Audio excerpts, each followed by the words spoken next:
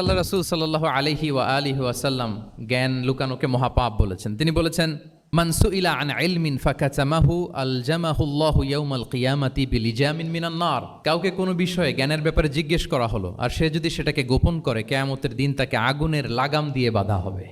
ওয়াল ইয়াদু বিল্লাহ। তাহলে জ্ঞানকে ছড়িয়ে দিতে বলেছেন তিনি বিশ্বময়, জ্ঞানকে গোপন করতে তিনি বারণ করেছেন, নিষেধ করেছেন।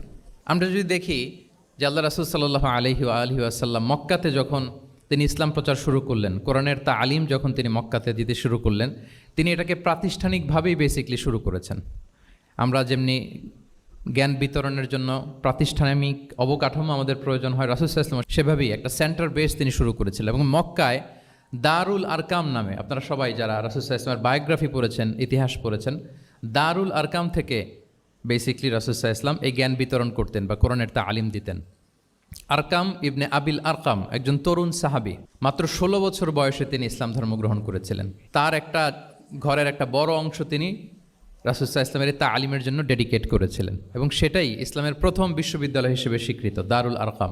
এবং মজার ব্যাপার হচ্ছে, ওনার ঘরটা সিলেক্ট করার পেছনে স্ট্র্যাটেজিক অনেক কারণ ছিল।